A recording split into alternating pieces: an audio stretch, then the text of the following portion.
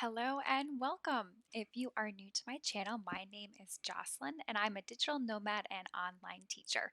This explains why you may frequently see that my background changes from video to video.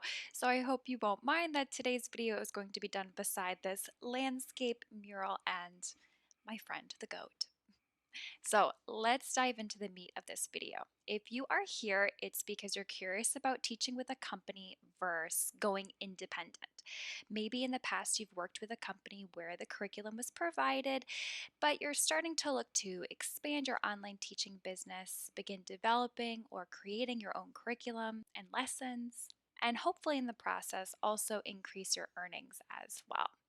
But you may have some questions on where you can find students and whether or not it's best for you to work underneath a company or go completely independent and find your own students and teach them privately. So there are certainly pros and cons to both of these options. I've had experience doing both, so I want to share with you some of the things that I have learned and the insights that I've found along the way so you can make the best decision for yourself and your online teaching business. If you enjoy this video and you find it helpful, please remember to hit the like and subscribe button and turn on notifications so you are alerted when new videos come out. On this channel, we will discuss all things online teaching, tech, and preparing you to teach online and grow your teaching business. Down in the description box, I'm going to leave a few links to some blogs, freebies, and articles that you can check out after this video if you are looking for some more support and guidance as you begin teaching online. So to start, let's talk about teaching underneath a company. There are currently lots of different companies that you can choose to work with that allow you to create your own curriculum and connect with different students. And of course, like with anything, there's some pros to this, and then there are also some cons. So let's start with a few of the cons, and then we'll end on a positive note with some of the pros. One con for teaching with a company is that you have to apply to teach and work with this company. And depending on the platform, this process might be quick and easy and you might be approved right away, or it might take some time. You might have to wait for some background checks to go through. And in the meantime, you might be kind of stuck in limbo, waiting to hear back from them and not really doing that much teaching. So that's definitely something to consider when you are beginning to look around and see what your options are with teaching underneath a company. Another con with teaching with a company is that you may or may not have total freedom when it comes to designing and creating your own classes. Some platforms may require you to first submit a proposal for your class that then they need to approve before you can publish it and begin marketing it to other students. They may also limit some of the subjects that you can teach or the languages that you can teach as well. Something else to consider when you are considering working with a company is that they are probably going to take a cut of your pay, or your pay is going to be a little bit more set in stone. They may just offer you an hourly rate for each of your classes, or if you set your own rates, they may take a portion of your earnings because they are hosting your classes. Maybe they are doing some marketing for you or offering customer support.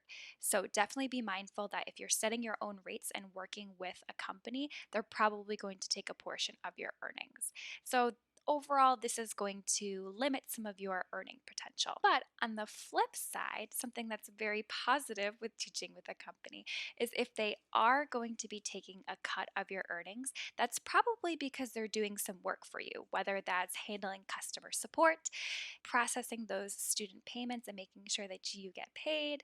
And they may also be doing some of the marketing for you. Maybe they already have access to a wealth of students that then they can market your classes to directly. So it definitely makes finding students much, much easier. So while there are definitely some cons to teaching with a company, there are also a lot of really positive things. And when you're doing your research and trying to choose which company you might want to partner with, keep these different things in mind because they're all going to have different limitations, different fees associated with them, and this is all going to impact the type of classes you can give and, of course, your earning potential on these sites as well. So now that we've talked a little bit about teaching with a company, let's talk about if you decide to go completely independent and find your own private students to teach. Similar to our last discussion, we're going to start with some cons first, and then we're going to end on a positive note. So, some cons to teaching for yourself is that you are solely responsible for finding students, which means you are now not only a teacher, but you are also going to have to market yourself.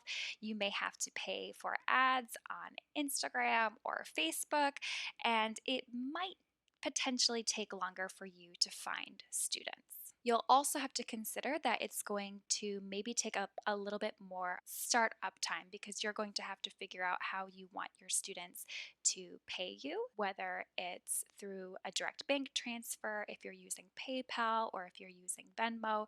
You'll also have to figure out how you want to give your classes. So you'll have to choose a platform like Zoom, maybe Skype, maybe Google Meet, and you'll also be responsible for paying for whatever those subscription costs are, whereas a company might pay for that or offer it to you for free. You'll also have to set up your own policies around cancellations and payments. So you won't have the protection of a company over you that already has some of these policies set in place. This can also be a pro because it means that you get to decide what your cancellation policy is, what your policies are around payments and things like that, so that you have more control over it. So there's definitely two ways to look at that. Some of the pros is that you get to set your own rates. You also don't have to share any of that with a company. So while you may have to have a few other startup costs, such as a Zoom subscription or a Skype subscription or what have you, whatever you're charging for your classes, you are going to get all of that. You don't have to share that with a company. You also are going to have total freedom over what kinds of classes you want to create and how you want to create them. So you truly are your own boss. So while there's definitely quite a few things that you have to figure out up front, working for yourself and having private students in the long run might end up being a little bit more lucrative. It might be a little bit harder to find those students to start, but once you have them and you can really start to grow your business, you do have a lot more freedom when you are teaching independently. So I hope this video gave you some clarity about some of the differences between teaching with a company versus teaching independently. Remember that you can also do both. That's something that I've explored in the past where I've had a few private students on the side, but then I've also continued to work with OutSchool and Cambly where I'm able to work underneath the safety net of a larger company but still create my own classes and curriculum. So don't feel like you have to choose one or the other. You can always do a little bit of both and see which one ends up ultimately working best for you, your lifestyle, and how you want the future of your online teaching business to look. If you still have questions after watching this video, please feel free to put them down in the comments section below. I look forward to chatting with you there, and you can always connect with me on Instagram at teaching_nomad24. I always love connecting with other aspiring or current online teachers over there on that platform. Thanks again for watching today's video, and I hope to connect with you again soon. Bye for now.